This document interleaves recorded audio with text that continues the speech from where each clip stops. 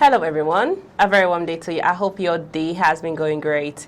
It's that time of the show, Citizens Dialogue on First Next News Port Harcourt, where we discuss trending and interesting political topics. Joining me on set to have this conversation today is King Tijalo. I remain your humble host, Becky Sarah. Sit back, relax and enjoy all we have for you on this beautiful segment. It's a pleasure having you on set, Thank you so much, Becky. It's a beautiful day. Thank you so much. I love you and a blessed Monday indeed. Of course. You look indeed. amazing. Thank you so much. I hope you had a great weekend. Of course, I did. Great to see you.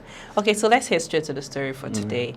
Still on the insecurity, why is Nigerian persistently bleeding? Peter Obi, the former Anambra State governor, decried that Nigeria is going through troubling times, not by fate, but by the collective leadership failures that allow insecurity, lawlessness, and institutional decay to thrive. He made this yesterday in his verified X handle. Okay. He said that the past 10 days, in Nigeria have witnessed unprecedented negative news, a level of chaos, insecurity, and institutional decay that should trouble the conscience of all the leaders.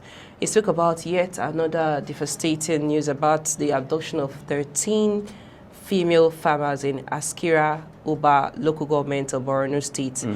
By suspect, they were actually abducted by suspected Boko Haram, ISWAP terrorists. Of course, what is saying now, we're actually going to agree that for the past 10 days, it's really been back and forth, for the nation.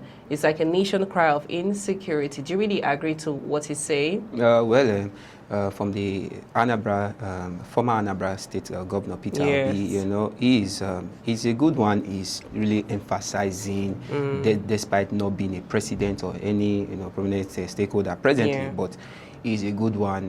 Now, looking at the issue, is what really lamenting on. Okay. Just as he said, in the past 10 days, we've had different tragic insecurity incidents in just in just 2 weeks, and indeed, it's really what crime calling for. It's really alarming, so to say. Now, if you look at the former Anambra State Governor Peter Obi, in his own time, let me really trace back in his own time, I wouldn't want to say there were this kind of insecurity level in his own time, but when you are talking, you should really talk out of, your own administration, how it was during your administration before, I believe he's also using this medium to really let Nigerians know that, look, he's using this medium to also make Nigerians have confidence in him when in the upcoming election, if he will contest, and thereabouts, I think the president or the authorities should also see this message, see this as proclamation from the former Anambra State Governor as a wake-up call for them to be able to take measures, because it's indeed, like I said, it's alarming. It's so alarming, and it's also so horrific, because I could imagine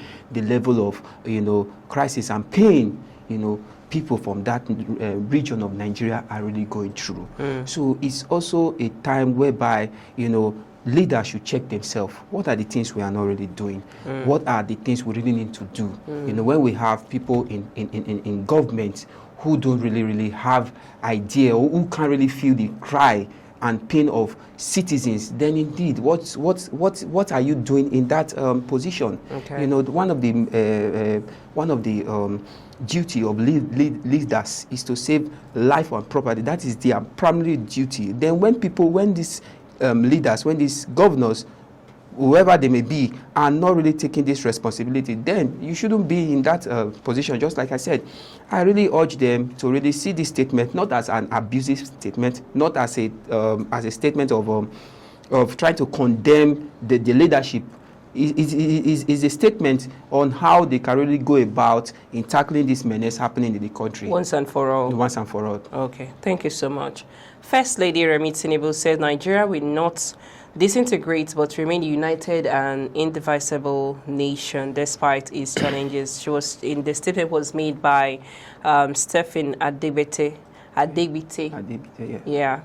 The Executive Secretary of the Nigerian Christian Pilgrim Commission, NCPC, during a Thanksgiving service that was held yesterday in Abuja. Still on the insecurity, I think she's still assuring us that the president is giving us 100% assurance that he's listening to what Nigerians are saying. From the First Lady of Nigeria, Remi Tinubu, is a good one, and she has really made it known to Nigeria that, look, we are not a disgraced nation, despite, other interference from, interference from other country.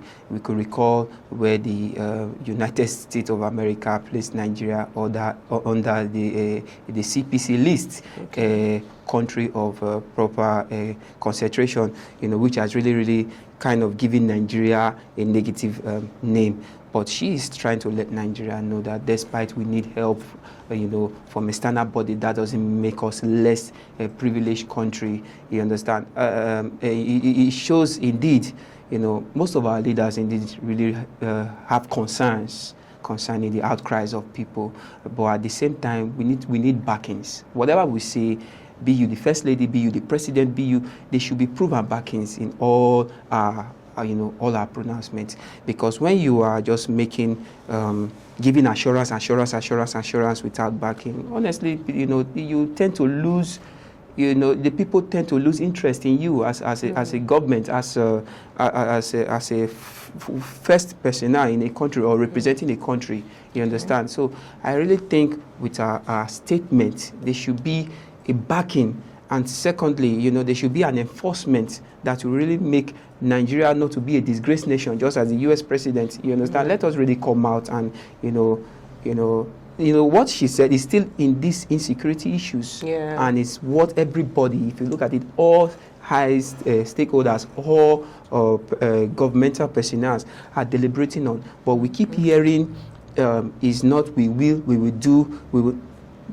Action should be taken driftly. But actions are already been taken. Yeah, action is taken, but they should. And when actions is taken, we say we're expecting more. We are expecting positive result, and they should positive result. Because we're already seeing positive results. The people that were kidnapped, the girls from Kebbi, they were, they already released. They are afraid, and the CAC. When I say positive result, Becky, now they be kidnapped and rescued or escaped. Those who are behind it should be put to book so that the mind of Nigeria should come to an end. Because you can never tell that, okay, fine, if they are kidnapped, you can never tell where the next action will be taken. So when these people are totally brought to book, when this thing is totally tackled, then there is hope. And the federal and the government and security forces have given us assurance that, look, okay, the bandaged territory are being, grounded, are being captured. Then definitely that is when, because the mind of Nigeria are still in a high, the mind of Nigeria are still under pressure. Let me put it that way. When there is no total assurance of the end to this insurgency is happening in Nigeria. So I really believe all statement from our leaders should come with a backup. Thank you so much. Thanks, guys. It's still the show, Citizens Dialogue on First Next News Port Harcourt. I hope you're having a great time with us. Please stay with us. Welcome back to the show, Citizens Dialogue on First Next News Port Harcourt. I remain your humble host, Becky Usara. I hope you're having a great time here with us. Jalo, the president is still giving us assurance when it comes to the insecurity that is happening in the northern area and then the 36 states of our country, Nigeria. Tinubu made a statement on Saturday at the 25th anniversary of the Arewa Consultative Forum, ACF, in Kaduna. The president was represented at the event by the Speaker of the House of Representatives, Tajuddin Abbas. He said that Tinubu said he inherited a doubting security situation but remains committed to restoring safety. Of course, we know what's happening in Nigeria. Most of this insecurity, kidnapping and all that is basically on the northern community. So he's giving them assurance. Yeah. So what do we expect to see? Are we actually saying that with what has happened now for the past 1 week, are we expecting to see something more positive? Because he's giving us assurance. The president is saying that Nigerians or the people in the northern area, they should relax. They should be at peace. Let truth be spelled. The president indeed has indeed really made one or two moves, which Nigerians could also clarify. For the fact that he lost the G20 meeting for all world leaders in South Africa. I think that is one move. He's putting his nation first. Yes, he's putting his nation first. That is one move. I think the president really now this assurance given to the Northerners at the Arua Consultative Forum in the North. You know, it shows that indeed the president really has the Northern people in mind about to this insecurity happening in that area. You understand? So I think this assurance is really a good one. And from the look of things, he also had a meeting with the chiefs of defense staffs, I think recently in Abuja. So I think is really making measures to tackle it and put this to an end, so that the minds of those in the northern part of Nigeria will really calm down. Because let's be honest, all minds over there right now are in a very high scale. Everyone will fear and all of that, because they don't know where the next terror might take place. But with this assurance, I really want to urge them at the north there to really, take that and be relaxed. You understand? And let's see the outcome of the assurance of the president towards them. And again, I really want to urge the president, in whatever plan a decision is making in order to tackle this thing as fast as possible, it should be fast about it. So I think that assurance is a good one, and let Nigerians, and also most especially those in the north, really calm down, relax, and see what might happen before the ending of this year. It's a pleasure having you, Seth Kings. Thank you so much. Thanks, everyone. That's our show for today. Citizens Dialogue on First News Port Harcourt. I remain your humble host, Becca Osaro. Many thanks for watching. Bye for now.